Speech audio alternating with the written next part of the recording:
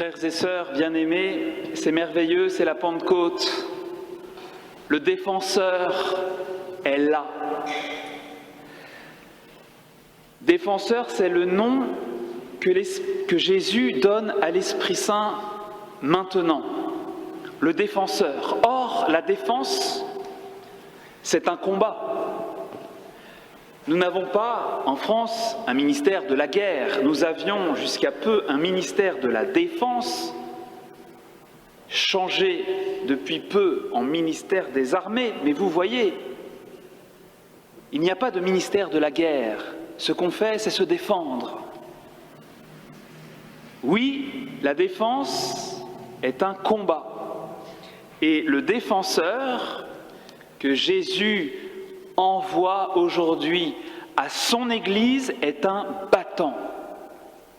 Comme dit l'Écriture, le Seigneur est le fort, le vaillant, le guerrier des combats. L'Esprit Saint vient pour le combat de la lumière.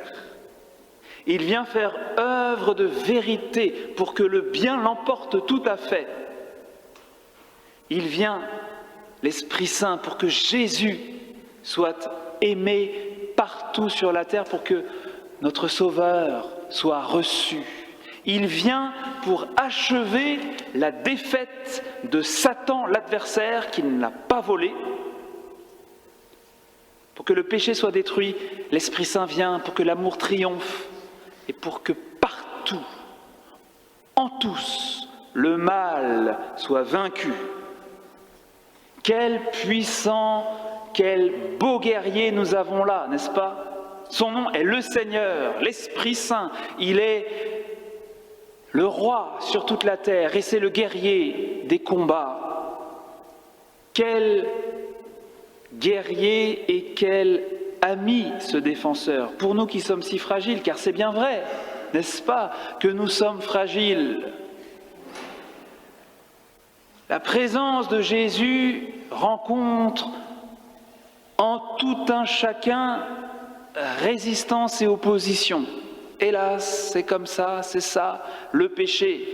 La résistance et l'opposition au Christ et à son Sacré-Cœur. La crucifixion de l'agneau de Dieu le montre crûment. À mort, crucifie-le. Résistance, opposition, terrible, féroce. Saint Paul est celui qui décrit avec une éloquence toute particulière la tension et la lutte qui agitent le cœur humain, le cœur de chacun d'entre nous. Frères, dit-il, ceux qui sont sous l'emprise de la chair ne peuvent pas plaire à Dieu. Or, vous n'êtes pas sous l'emprise de la chair. Mais en est-il bien ainsi? Vous n'êtes pas sous l'emprise de la chair, vous êtes sous celle de l'Esprit, puisque l'Esprit de Dieu habite en vous. Lorsque l'apôtre Paul parle de chair, il ne s'agit pas pour lui ici de mépriser, de condamner le corps. Bien sûr, avec notre âme spirituelle immortelle, le corps constitue la personne humaine aimée de Dieu comme telle. Aussi, l'apôtre ne saurait maudire le corps. Mais il entend désigner une manière de vivre livrée à de mauvais instincts, matérialiste et mortifère. C'est dans ce sens qu'il emploie ici le mot « chair ».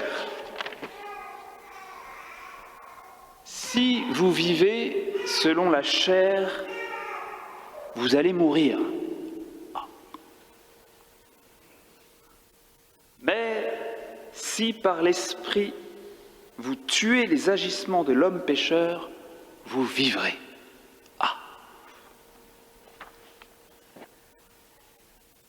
Jean-Paul II a commenté ces textes de Paul dans une encyclique dédiée au Saint-Esprit qui est passée inaperçue et intitulée « L'Esprit Saint dans la vie de l'Église et du monde ».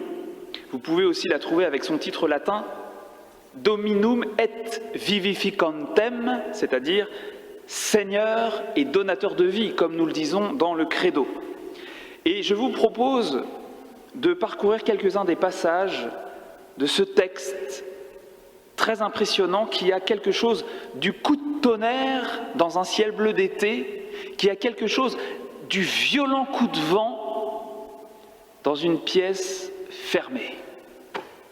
Les paroles de Jean-Paul II ont la trempe de celles des apôtres, de Paul, de Pierre le jour de la Pentecôte. Elles sont dans la veine des paroles de Jésus la veille de sa passion, lorsqu'il parle à ses apôtres de la haine qu'on lui porte, des combats qui les attendent et qui nous attendent. Alors voilà, malheureusement, dit Jean-Paul II,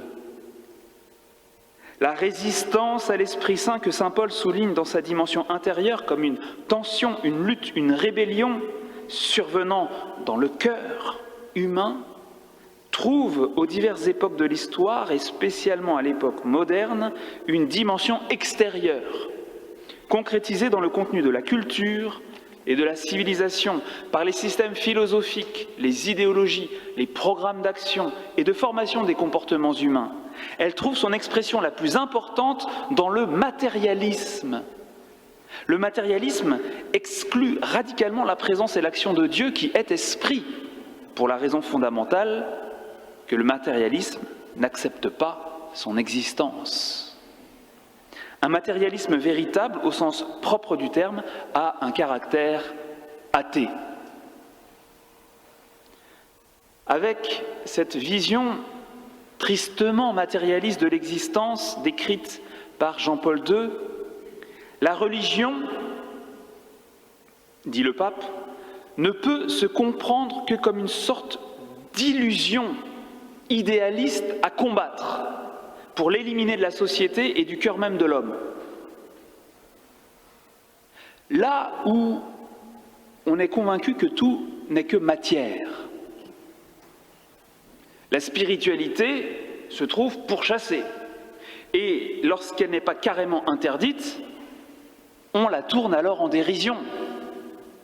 Pensez à vos plateaux de télévision.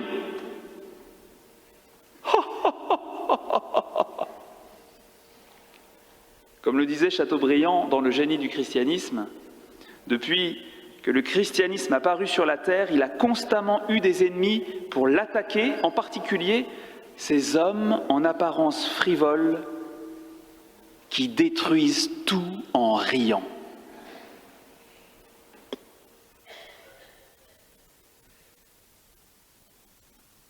La dignité de la personne humaine, en tout cas des plus fragiles d'entre nous, finit toujours par en prendre un coup.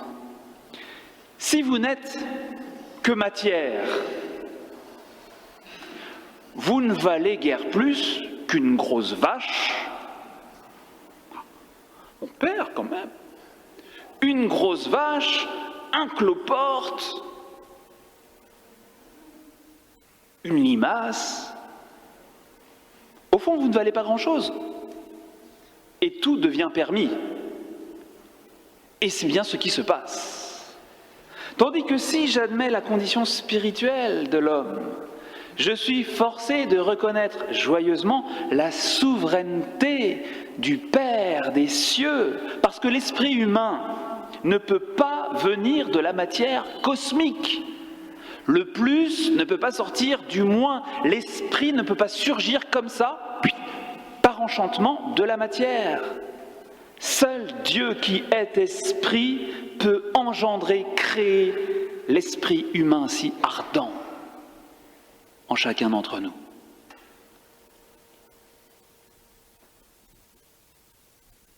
Dans l'opposition entre l'esprit et la chair, dont il est si souvent question dans ces textes de Paul, s'inscrit aussi l'opposition entre la vie et la mort.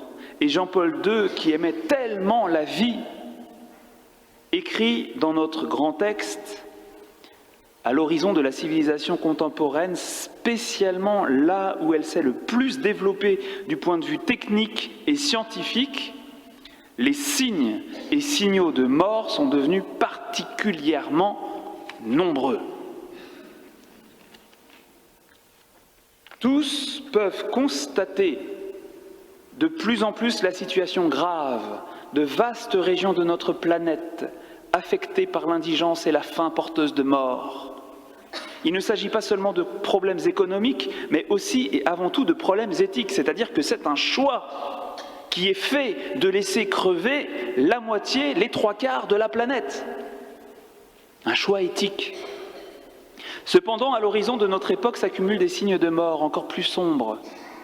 L'usage s'est répandu, et en certains lieux, il risque de devenir presque une institution, d'ôter la vie aux êtres vivants, aux êtres humains avant même leur naissance, ou avant qu'ils ne soient arrivés au seuil naturel de la mort. Il faut ajouter que malgré tant de nobles efforts en faveur de la paix, de nouvelles guerres ont éclaté et sont en cours. Elles privent de la vie ou de la santé des centaines de milliers d'êtres humains. Et comment ne pas rappeler les attentats contre la vie humaine qui viennent du terrorisme, organisé même à l'échelle internationale. Heureusement, ce texte date de 1986 et les choses se sont nettement arrangées depuis.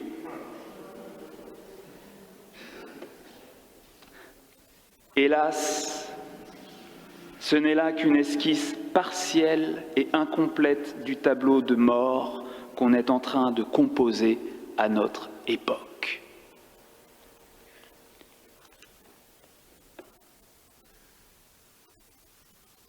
Bonjour l'ambiance.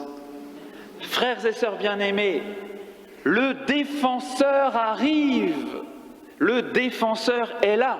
Ouf, Dieu merci. Et comme le disait le bienheureux Marie-Eugène de l'Enfant Jésus, dans les périodes de déchristianisation comme celle que nous subissons, il y a en même temps une revanche de l'Esprit Saint qui saisit certaines âmes et souffle sur elles, leur donnant cette soif de perfection. Et ça, c'est vrai. Et ça, c'est vous. Le défenseur, l'Esprit Saint que le Père envoie, souffle sur nous, il souffle sur vous et vous inspire un amour de plus en plus intense, profond, débordant pour Jésus. À la source ouverte dans son flanc, vous venez boire, je vous vois. Et vous êtes là, vous venez boire, insatiable que vous êtes, aux sources du Saint-Sacrement. Vous communiez, vous adorez. Et tandis que vous parcourez les évangiles en priant, l'Esprit Saint vous dévoile la beauté des gestes et des paroles du Christ, comme une maman penchée par-dessus l'épaule de son petit et qui l'aide à déchiffrer ce qu'il lit, tandis que son doigt suit lentement le chemin des mots, ligne après ligne. L'Esprit Saint vous apprend à lire, à vivre l'Évangile. Il vous fait aimer Jésus. L'Esprit Saint vous dévoile un Jésus vivant, coloré, haut en couleur, comme le sont les personnages peints par Fra Angelico. Un beau Jésus.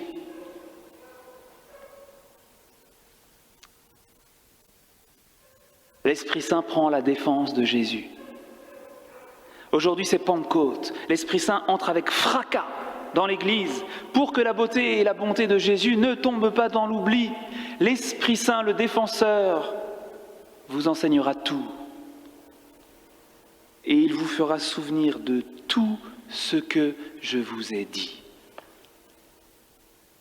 L'Esprit Saint ne veut que rien ne soit perdu, que nous ne perdions aucune miette des merveilles que Dieu veut pour nous. Vous voyez, à la fin de la communion, on purifie les vases sacrés, on purifie les calices pour qu'aucune miette ne soit perdue.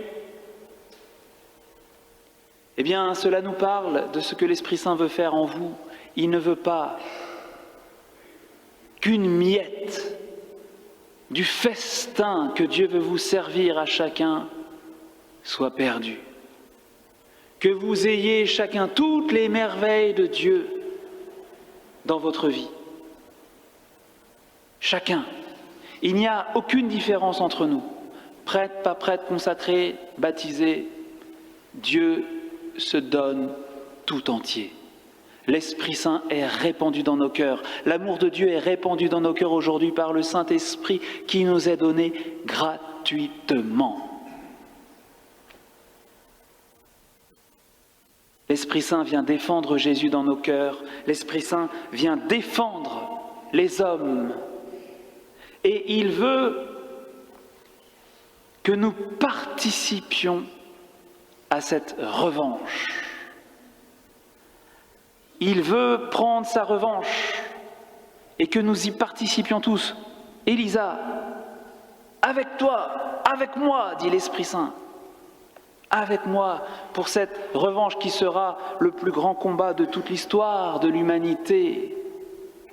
Parthes, Mèdes, Élamites, habitants de la Mésopotamie, de la Judée, de la Cappadoce, de la province du Pont et de celle d'Asie, de la Phrygie et de la Pamphylie, de l'Égypte et des contrées de Libye proches de Cyrène, Romains de passage, Juifs, Crétois, Arabes, musulmans, bouddhistes, païens, tout ce que vous voulez.